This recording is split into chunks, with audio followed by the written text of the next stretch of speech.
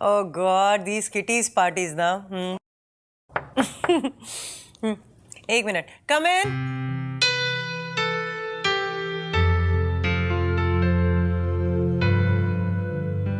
Shopping का बाद में प्लान कर लेते हैं.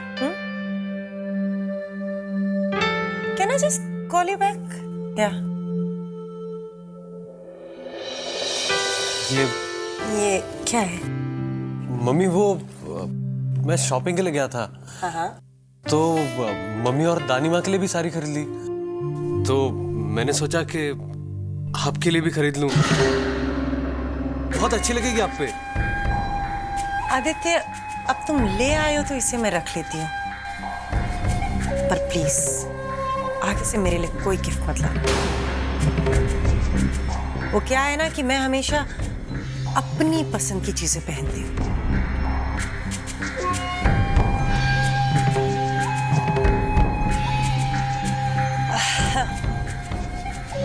तुम समझ रहे हो ना? हाँ जी. Thank you. थैंक्स. ओके.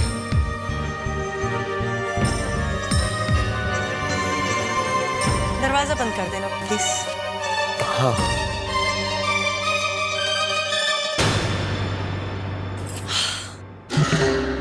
ये दोनों भाई बहन हमेशा इतना शुगरी स्वीट होने का नाटक कर कैसे लेते हैं? मुझे भी सीखना पड़ेगा लगता है.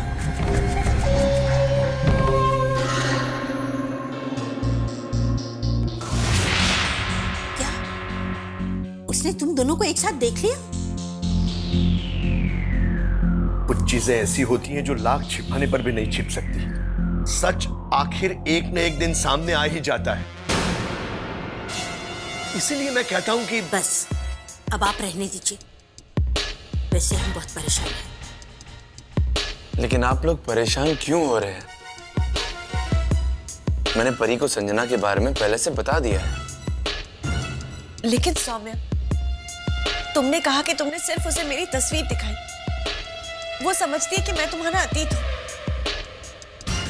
उसे ये थोड़ी पता है कि तुम अपना हर पल मेरे साथ बिताते हो. उसके उस घर में रहते हुए भी इस घर को अपना घर बना बैठे हो. मुझे तो लगता है अब तक उसने अपने परिवार वालों को तुम्हारे और संजना के बारे में सब कुछ बता दिया होगा. अब अगर उसने तलाक शलाक का शोर मचाना शुरू कर दिया तो?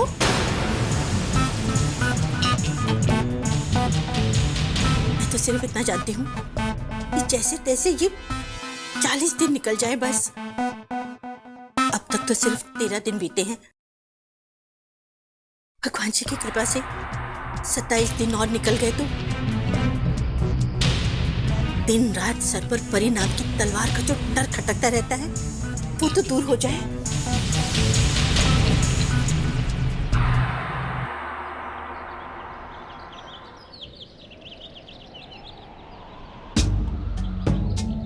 Aditya, what happened? क्या सोच रहे हो? यही कि जिंदगी क्या है ना, जैसे एक पहेली कैसे कैसे रंग बदलती है. अजीब से खेल खेलती है. देखो ना ईशाना, इतने दिनों तक अपने मेरे पास थे, मेरे करीब, लेकिन फिर भी कितना दूर. पता है ईशाना, जब मैं मंदिर में मम्मी पापा की तस्वीर के सामने मुझे आशीर्वाद दे रहा था, तब मुझे एक पल के लिए ऐसा लगा कि वो मेरे सामने है, वो मुझे आशीर्वाद दे रहे हैं. और परी तो मेरी माँ की मेरी परछाई है. एकदम जेरॉक्स कॉपी.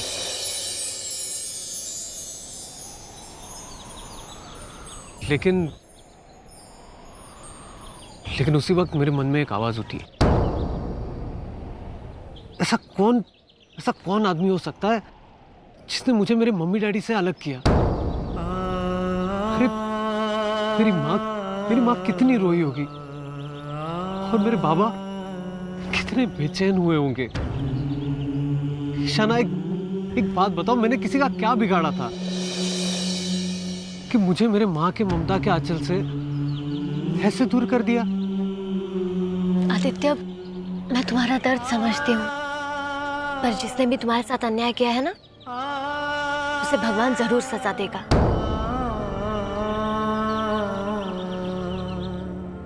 आदित्य, दुनिया में इतने बुरे लोग होते हैं, दूसरों को दुख देने में उन्हें खुशी महसूस होती है और उन्हें अपने किए की सजा जरूर मिलती है।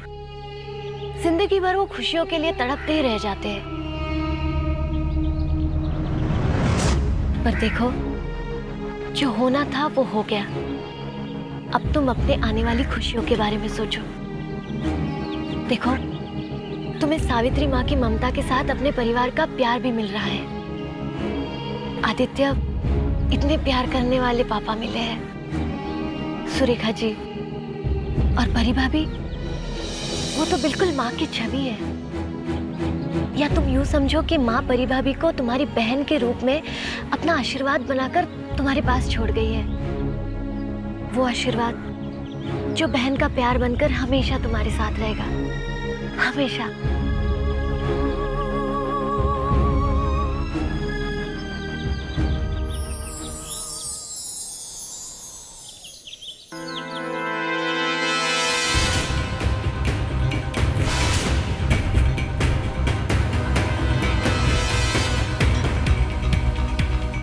आई नो तुम क्या पूछने जा रही हो।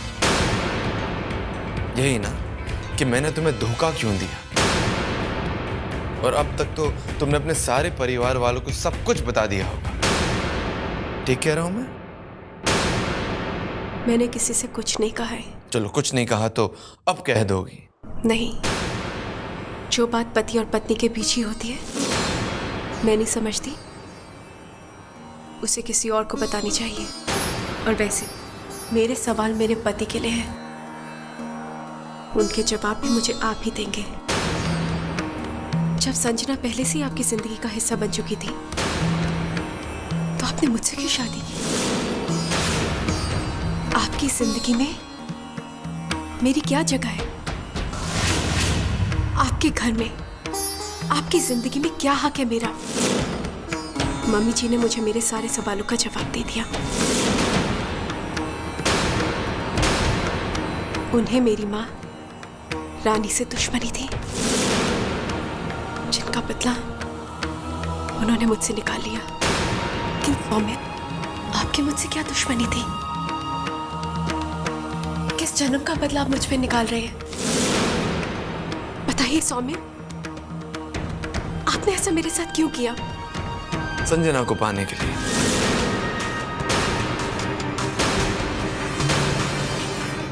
संजना और मेरे प्यार के रास्ते में मजबूरियां आ गई थी, और उन मजबूरियों को पार करने के लिए किसी को जरिया बनाना जरूरी था। 40 दिन का फासला तय करने के लिए।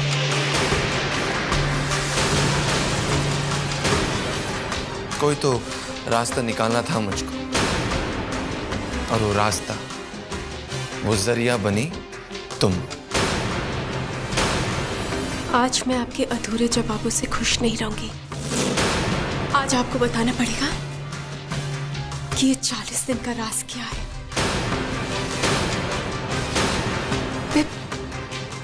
मैं अंदर ही अंदर घुटती जा रही हूँ। ये 40 दिन का सवाल मेरे सीने के अंदर खंजर की तरह चुभता है। मैं चैन से सो भी नहीं पाती हूँ, हमेशा तड़पती रहती हूँ, मन हमेशा बेचैन रहता है। बताइए सौम्य, ये 40 दिन का राज क्या है? कई सवाल ऐसे होते हैं जिनके जवाब सवालों से भी ज्यादा तीखे होते हैं, और तुम्हारे लिए यही ठीक होगा कि जवाब की चुभन महसूस करने के बजाय सवालों की बेचैनी सह लो।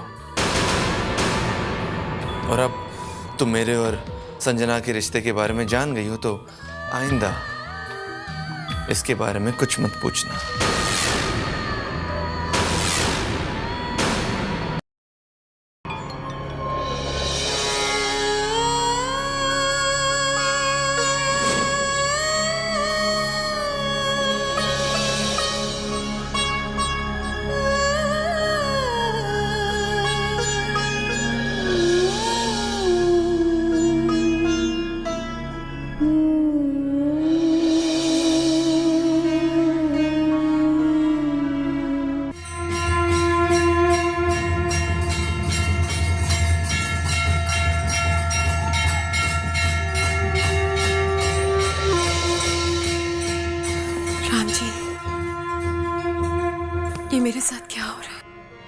जिन रिश्तों को मैं जन्म जन्म के रिश्ते मानती आई हूँ, उनकी डोर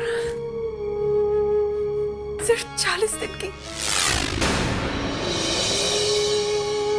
और 40 दिन होते ही ये रिश्ता टूट जाएगा। अग्नि को साक्षी मानकर 7 फेरे लेते वक्त ये प्रार्थना की थी कि ये रिश्ता 7 जन्मों तक बना रहे। नहीं जानती थी कि उसके साथ 40 दिन की सीमा बंधी हुई है।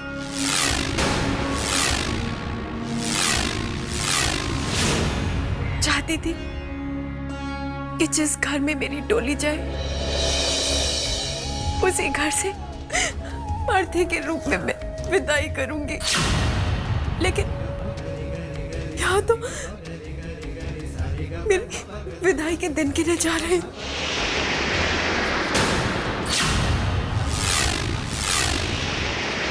लगता था कि शादी के बाद मेरी जिंदगी एक खुशनुमा मौसम की तरह होगी, जहां मैं हर पल प्यार की ठंडी छांव में सांस लिया करूंगी। लेकिन यहाँ तो मेरी जिंदगी एक तूफान बन गई है, और इस तूफान में मुझे टूटते हुए रिश्तों का शोर क्यों सुनाई देता है राम जी? पति और पत्नी तो एक दूसरे की परछाई होते हैं, हर सुख तो एक दूसरे के साथ बांटते हैं, लेकिन मेरा पति मेरा क्यों नहीं है? मैं क्यों अपने दुख उसके साथ बांट नहीं सकती हूँ? मैं किसके साथ अपने दुख बांटूं? अगर मैं अपना ये दुख दादी माँ, दादू, आदि भैया किसी से भी कहूंगी, वो जीते जी मर जाएंगे राम जी, वो जीते जी मर जाएंगे। मैं एकदम अकेली पड़ गई, अकेली हो गई हूँ राम जी। मैं कहाँ जाऊँ, किसके पास रहूँ, किससे अपना दिल हल्का करूँ? मैं अकेली पड़ गई हूँ राम जी, मैं अकेली पड़ गई हूँ, मैं एकदम अकेली हूँ।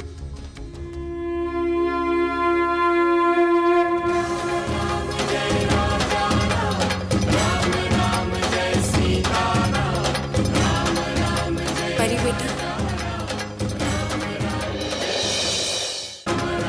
परी बेटा,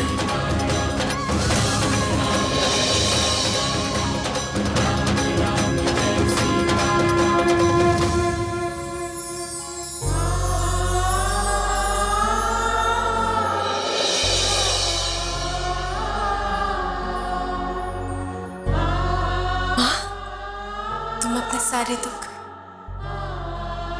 अपनी सारी तकलीफें मेरे साथ बांट सकती हो बेटा। माँ,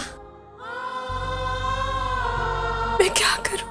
एक लड़की जब अग्नि को साक्षी मानकर अपने पति के साथ 7 फेरे लेती है, तो यूं समझो कि 7 जन्म सिमटकर 7 फेरों में बन जाते हैं।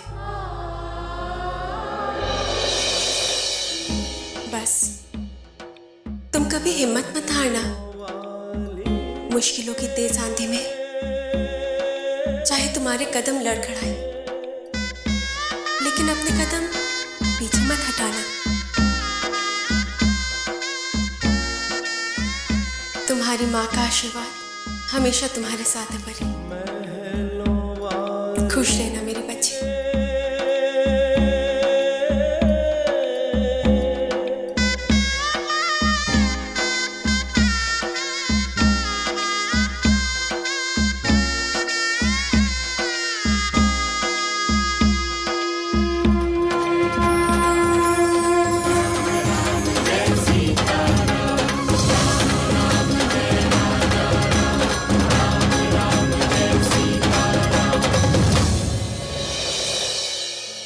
ये लीजिए थापर साहब। थापर साहब, हम नजरें बिछाए बारात का स्वागत करने का इंतजार करें। बिल्कुल, आइए बैठिए प्लीज।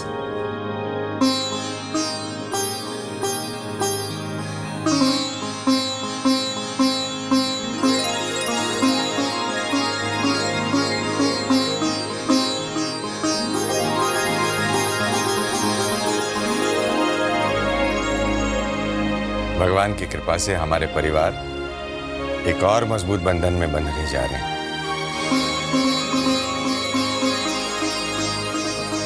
किसी ने सच ही कहा है कि खुशियां जब दरवाजे पर दस्तक देती है ना, तो सारा घर खुशियों से महक उठता है।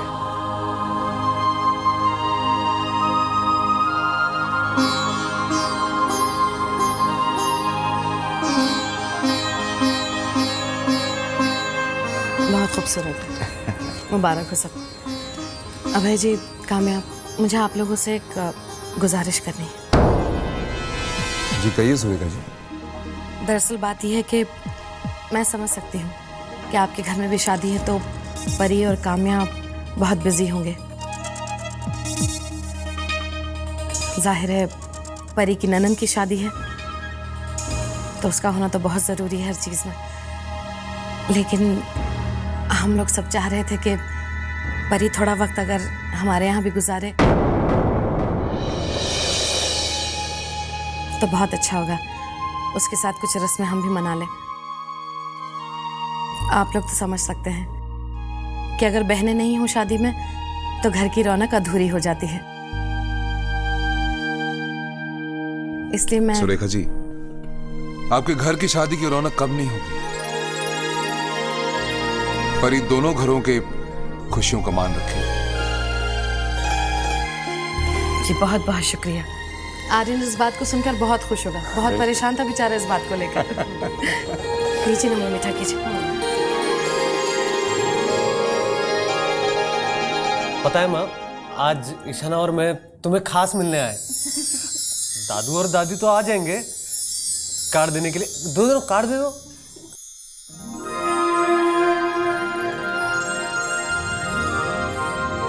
आपको ही शादी करवानी होगी। आपके आशीर्वाद के बिना हमारी खुशियाँ अधूरी है। मेरा आशीर्वाद हमेशा तुम दोनों के साथ है। तुम लोग हमेशा मुस्कुराते रहो, हमेशा खुश रहो।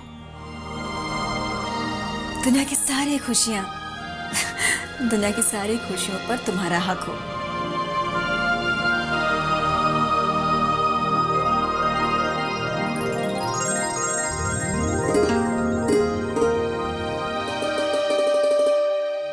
अच्छा माँ, अपन अब चलता है। अच्छा,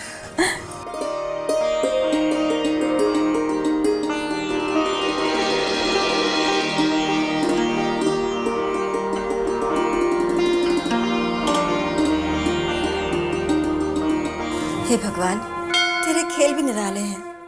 कैसे कैसे रिश्ते जोड़ देता है तू। मेरा आदि आज उसी औरत का दामाद बनने वाला है जिसने उससे उसकी खुशियां छीनी थी, जिसने उसे उसके परिवार से अलग कर दिया, उसकी माँ की गोद से दूर कर दिया। काम्या कन्यादान करेगी तो शायद उसके पापों का प्रायश्चित हो जाएगा। अपनी बेटी का हाथ मेरे आदि के हाथ में देगी ना तो उसके पापों की भरपाई हो जाएगी। वैसे आज ना मेरे दिल पर जो बोझ था वो कम होता महसूस हो रहा है। मेरे आदि की जिंदगी में खुशियों की बहार जो आने वाली है। हाँ, उसकी जिंदगी में तो खुशियों की बहार आएगी, पर तूने मेरे को बैठे बैठे बर्बाद कर दिया। तो क्या है तेरी जबान क्या कटक रही है? तू क्या है सब? अरे अपन 1 महीने के लिए जल गया था, कोई ऊपर नहीं चला गया था भगवान के पास। और तू ये मेरे पीछे तूने ये सब क्या पागलपन किया? आदित्य को क्या है ये सब?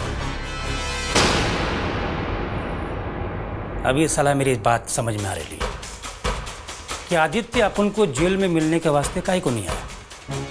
और तेरे को पूछ तो कभी ये बहाना कभी ये बहाना। अब अपन के खोपड़ी में सारी बात समझ में आ रही है कि अपन के पीछे तू क्या तमाशा कर रही है। देख, जो हुआ सो हुआ, और जो हुआ वो अच्छे के लिए ही हुआ। अब तू कोई तमाशा मत खड़ा कर देना।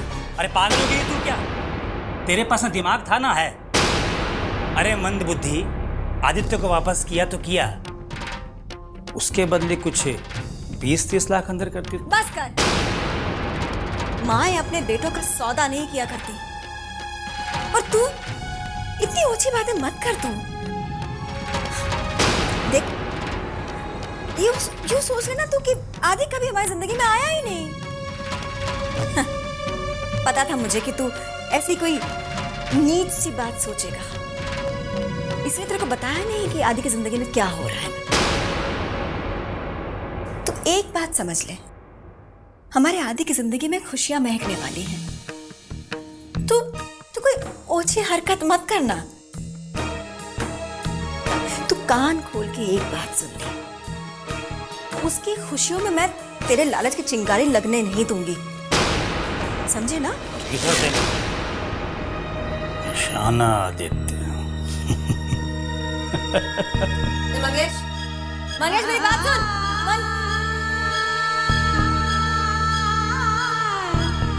भगवान, इस आदमी का कोई भरोसा नहीं है। मेरे बेटे की शादी में कोई मुश्किल खड़ी ना करते ये। टीना,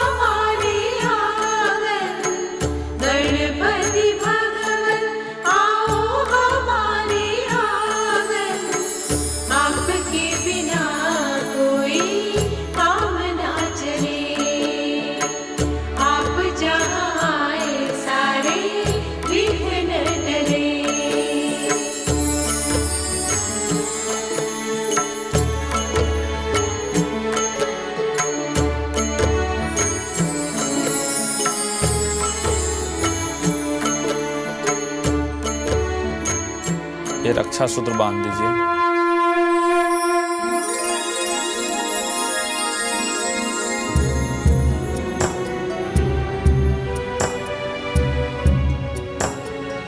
चिंता मत कीजिए भैया, एकदम हल्के कांटे बांधूंगी। हमारी ईशाना की उंगलियां भी तो नाजुक है, कहीं खोलते खोलते थक गई तो आप ही को तो तकलीफ होगी।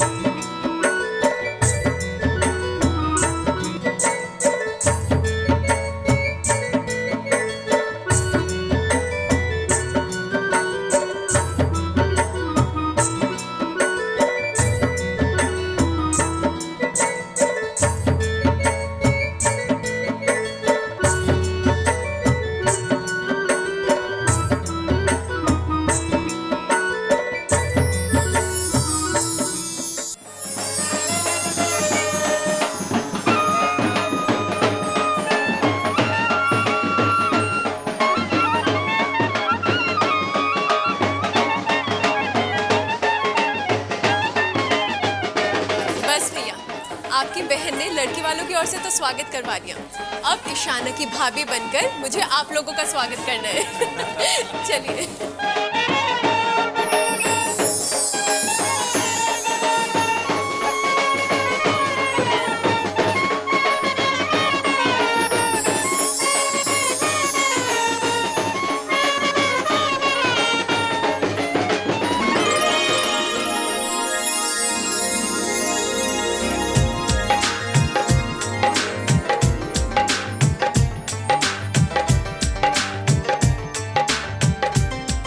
आदि भैया उर्फ शमाई राजा, तैयार हो जाइए इम्तिहान के लिए। देखते हैं आप कितने होशियार हैं।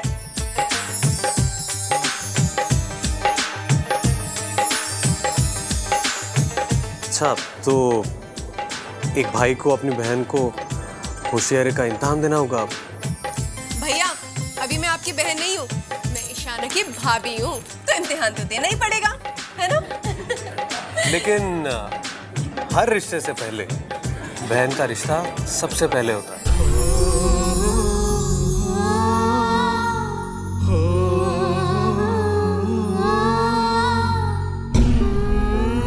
अगर बहन में भाई के हैसियत से मांग लूं लड्डू तो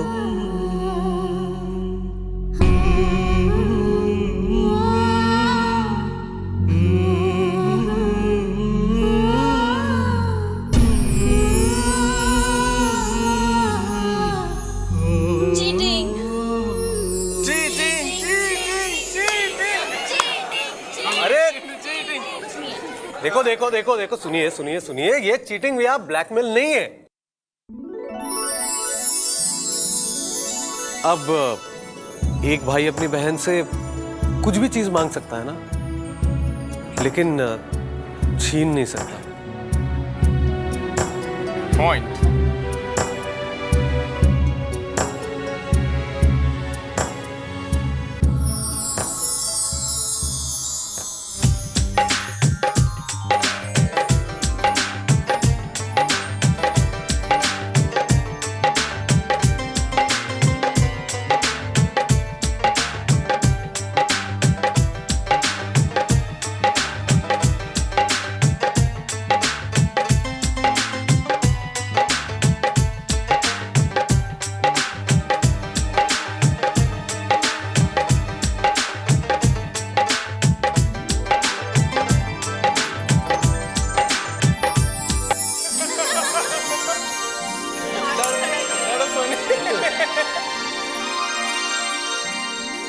साले साहब, बाकी बातें तो ठीक है, पर आज से आप भी उम्र कैद की सजा में बन गए। लीजिए ना। और ये सजा भी ऐसी है जिससे छुटकारा पाने के लिए ना ही कोई जुर्माना देना चाहता और ना ही कोई केस लड़ना चाहता। हमारी तरह सब खुशी खुशी अपनी जिंदगी जीते रहते हैं। एकदम बराबर बोला। ये बोला था।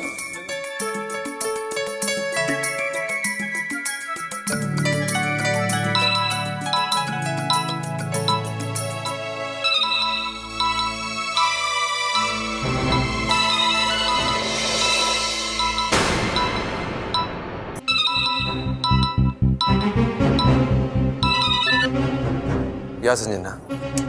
सौम्या, मैं जानती हूँ शादी है, लेकिन इसका मतलब ये तो नहीं कि तुम मुझे भूल ही जाओ। ऐसी बात नहीं है संजना। ऐसी ही बात है। मैंने पहले भी फोन किया था, तुमने उठाया क्यों नहीं? Come on Sanjana, try to understand. उस वक्त बारात आ रही थी और मेरा अब सफाई देने की कोई जरूरत नहीं। मैं जानती हूँ तुम्हारी बहन की शादी है, बिजी हो। देखो सौम्या, मैं ईशाना की शादी के लिए बस इसलिए नहीं आई क्योंकि उसे लगता है कि हम दोनों अब साथ नहीं, लेकिन तुम ये बात मत भूलना कि हम हमेशा एक दूसरे के साथ हैं, फॉरएवर। Yes Sanjana, forever. कहो तो स्टैम्प पेपर पे लिख के भेज दूं? नहीं, इतना भरोसा तो कर ही सकती हूँ तुम पर, लेकिन सौम्या एक बात का ध्यान रखना, न तुम परी के नजदीक जाओगे और न उसे अपने करीब आने दोगे। मैं जानती हूँ वो बहुत खूबसूरत है और आज तो उसके भाई और उसकी ननद की शादी होगी, खूब सजी होगी। तुम्हें अपने रूप के जाल में फंसाने की कोशिश करेगी, तुम उसे दूर ही रहना।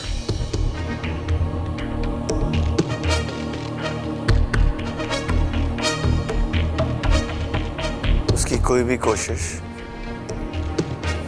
मुझ पर कोई भी असर नहीं कर सकती। I promise. Now if you don't mind, मैं जाकर गेस्ट को अटेंड करूं? इजाजत है? हाँ, इजाजत है। बाय।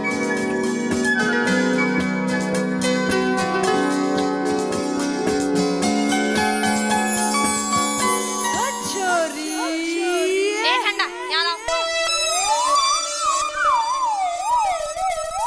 ये तो गरम है। और यहाँ कितने सारे लोग हैं, सबको बुला के लाओ। जाओ जाओ, बुला के लाओ। सारी जिम्मेदारी चमेली संभाले, किसी को तो काम करना ही नहीं। कहाँ रह गए, सो तो नहीं गए? यही ठंडा हो। देखो हमने कहा था सब गरम करके सबको सर्व करो, समझे? जाओ बदल के लाओ। चलो चलो निकलो। तुम ध्यान न रखे तो पता नहीं शादी का क्या होगा, हो ही ना पाए। अरे भाई